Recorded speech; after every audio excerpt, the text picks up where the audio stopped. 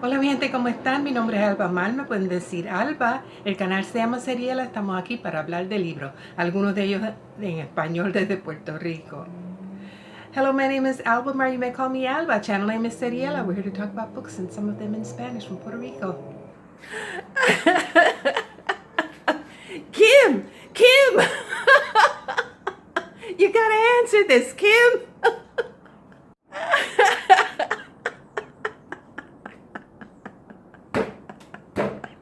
That was me laughing at Sean from Sean the Book Maniac because he was making fun of George Eliot and Daniel Deronda. Yeah, no. That was fun. That was fun, Sean. Yeah. You know that Daniel Deronda was my favorite read from last month, so that meant that I went on to devour this book. The Jewish Odyssey of George Eliot, which fulfilled all my geeky, nerdy requirements. Great book, analysis of Daniel Deronda, a brief biography of George Eliot, a fantastic read. I highly recommend it, especially after you read Daniel Deronda. A fantastic read. This is going to be a very brief video, hopefully, because this is the second time and you know my phone just goes off willy-nilly. Yeah, I want to talk on camera, sort of clarify my thoughts about biographies and memoirs. But first I have to tell you about a challenge that I have this month, which is called my Kids Challenge, because my adult children gave me books for my birthday, and my son challenged me to read them, especially the book that he gave me by Keeanga-Yamahtta Taylor, called From Black Lives Matter to Black Liberation. I already started that. I'm currently reading this one. I already finished reading The Fire Next Time, which one of my daughters graciously gave me for my birthday. Very deceptively brief book, but very profound. Very profound. I want to read by James Baldwin also, If Beale Street Could Talk, and what I love to do when I arrive in Puerto Rico on an airplane, Clap When You Land by Elizabeth Acevedo. That's my personal challenge, to read my kids' books this month.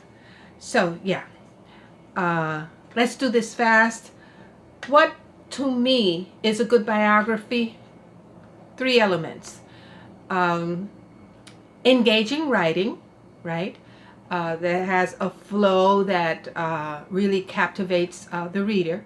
Historical context, and in that historical context I learned something that I didn't know before.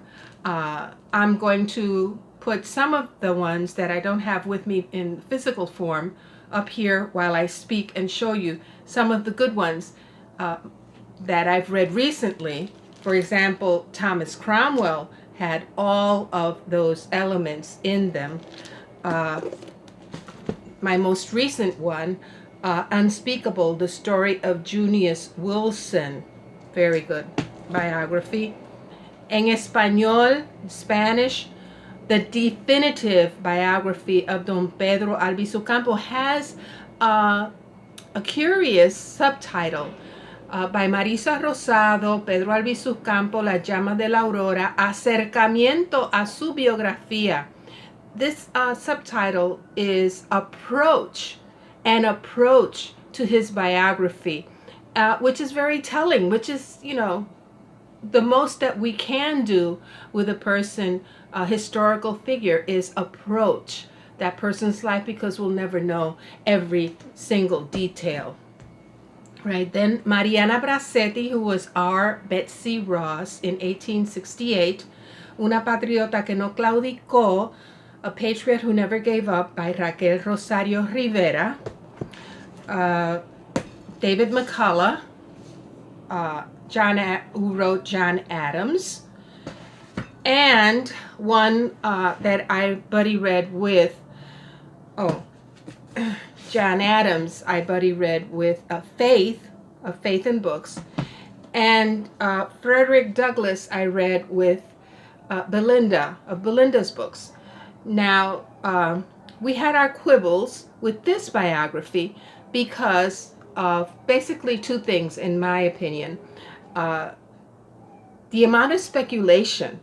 Yeah, it was an approach. We understand that it's an approach to the historical figure, but he did a lot of speculating. Yeah, and I could have done without that, as well as without his musings on Frederick Douglass as Othello and his many references to the Jeremiads, even though the subtitle of this book is Prophet of Freedom.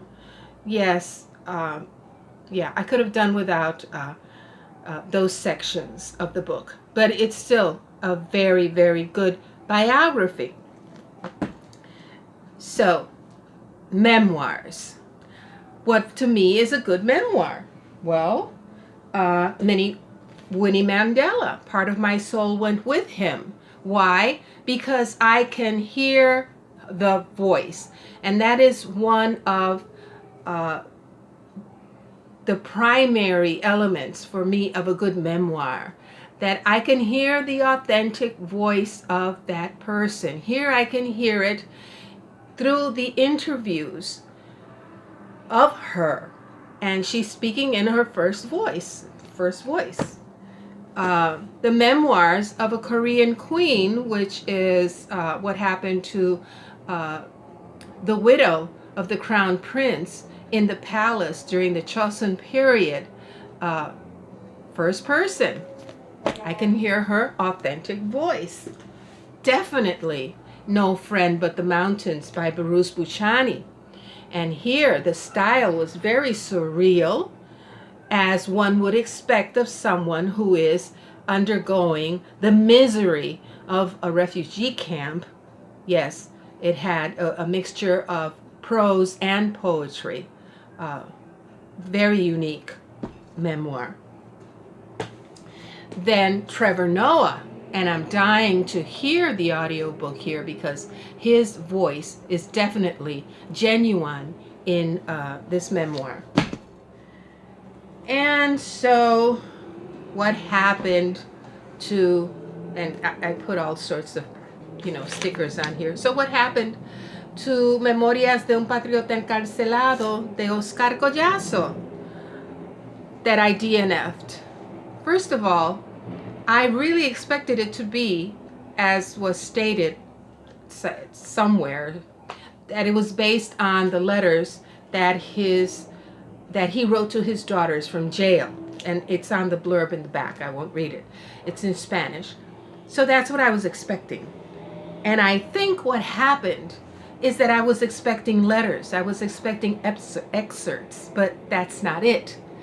Somebody went and made a novel about those letters. And I don't know who that was, whether it was his daughter, whether it was Oscar Collazo, or whether it was somebody else. I think I was expecting it to be something like Cartas a Karina, letters to Karina by another Puerto Rican political prisoner who was recently released in 2017 after spending 34 years in jail, Oscar Lopez Rivera. Here we read the letters that he sent to his granddaughter Karina, and it's his voice and it's his thoughts. Here, I don't get that. And to me, it was so troubling that I could get more of a sense of who Oscar Collazo was as a man, as a hard worker, as a dedicated father and husband from this book, American Gunfight, The Plot to Kill Harry Truman, by Stephen Hunter and John Bainbridge Jr. I got more of a sense of who Oscar Collazo was and why he attacked Blair House than from his supposed memoir. And I would give anything to be a fly on the wall and be present when the decision to novelize Oscar Collazo's life was made. How did this get published? What happened here? Who was talking? Who wrote it? And why the foundation that published it decided to do that? Yeah. So I think that would make a good book, how this was made. And so that brings me to Dalmau. Raymond Dalmau, who is a beloved basketball player. I will link the documentary of Nuyorican Basket down below, which talks about when these Nuyorican young men from the diaspora, Puerto Ricans who were brought up on the basketball courts of the neighborhoods in New York and Chicago, came down to Puerto Rico and revolutionized the sport here of basketball.